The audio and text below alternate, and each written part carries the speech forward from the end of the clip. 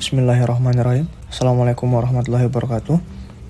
Di sini kami akan mempresentasikan hasil dari diskusi kami, yaitu dengan topik pengembangan model matematis untuk optimasi perencanaan produksi minuman Marimas, yang beranggotakan Alvin dengan NPM 2030-104, Aldi Renaldi dengan NPM 2030-121, Iqbal Zailani dengan NPM 2030-123, dan Gilang Ramadan dengan NPM 2030-135.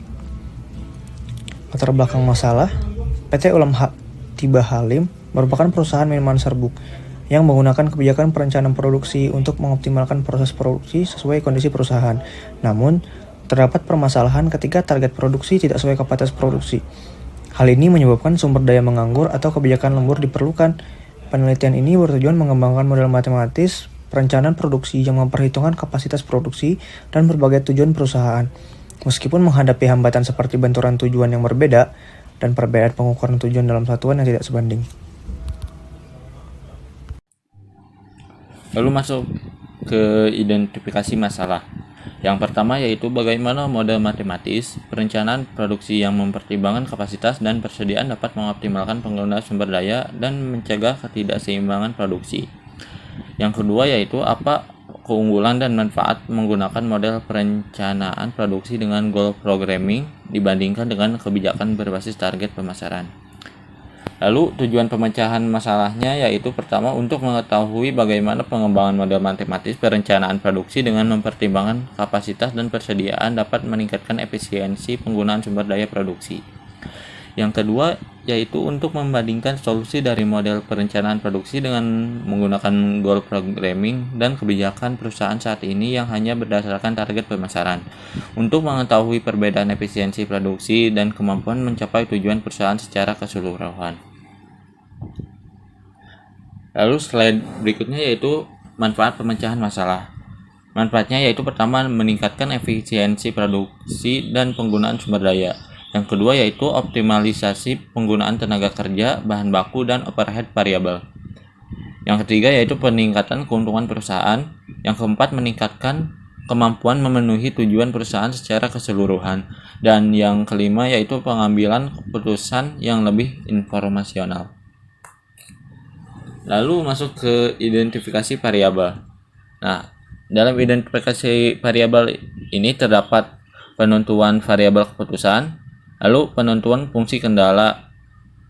Nah, dalam penentuan fungsi kendala yaitu terdapat kendala keuntungan, kendala biaya tenaga kerja lembur, kendala keseimbangan produksi, kendala kapasitas jam mesin reguler maupun overtime. Dan ada juga kendala kapasitas jam orang berupa jam orang reguler maupun jam orang lembur. Nah, yang terakhir yaitu ada kendala persediaan. Nah, untuk deskripsi model dasar yaitu model dasar yang dikembangkan adalah untuk mengembangkan suatu model matematis perencanaan produksi yang dapat mengikut sertakan faktor kapasitas produksi dan sejumlah tujuan yang ingin dipenuhi oleh perusahaan dengan menggunakan metode goal programming.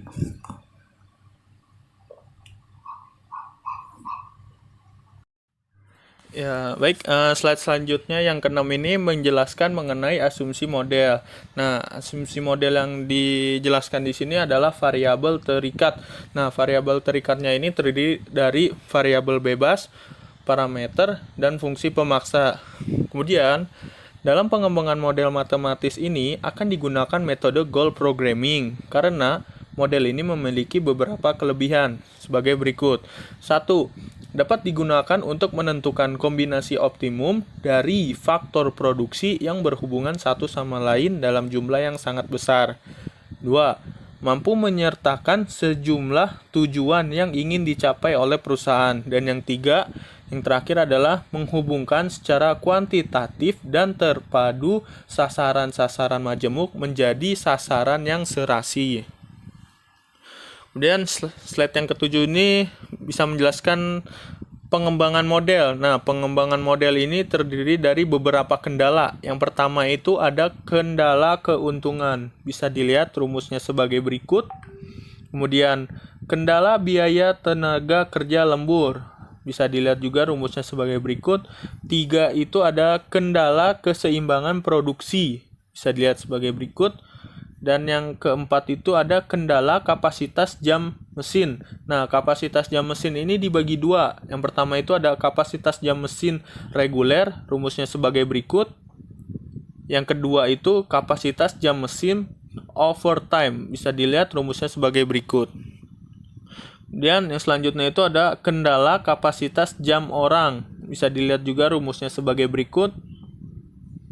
Dan terakhir itu ada kendala persediaan, rumusnya sebagai berikut. Nah, setelah kita mengetahui pengembangan model yang dibuat pakai rumus apa aja, kita lakukanlah hasil pengujian model, di mana hasil pengujian model dari perhitungan produktivitas untuk model goal programming ini adalah 762.048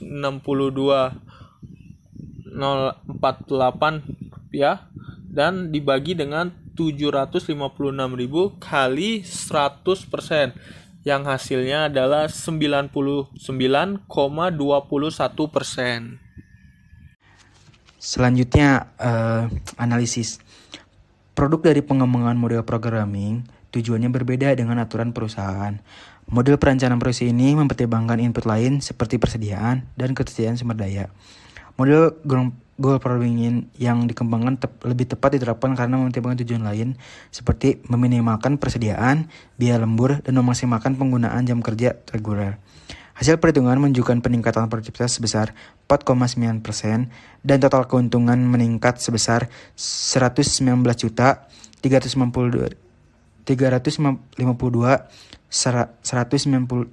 rupiah. Solusi optimal pada model programming ini menunjukkan bahwa jumlah produk dan biaya lembur tidak diperlukan jika kapasitas lemburnya yaitu 37.615 karton. Jumlah persediaan total menurun sebesar 169.681 karton, mengurangi biaya persediaan perusahaan. Selanjutnya, kesimpulannya, solusi optimal pada model programming ini menghasilkan keuntungan dengan total 15.184.803.840 rupiah dan tujuan untuk mengurangi biaya lembur menjadi 0 rupiah. Yang kedua, dengan membandingkan perencanaan produksi aktual dengan solusi optimal, model programming ini ditemukan bahwa kombinasi produk yang dihasilkan dapat meningkat produktivitasnya sebesar 4,9%. Selain itu, keuntungan yang diperoleh meningkat sebesar 119.398 rupiah dan tidak ada lembur selama periode perencanaan. Jumlah persediaan barang jadi secara kumulatif naik sebesar 169.681 setiap tahunnya.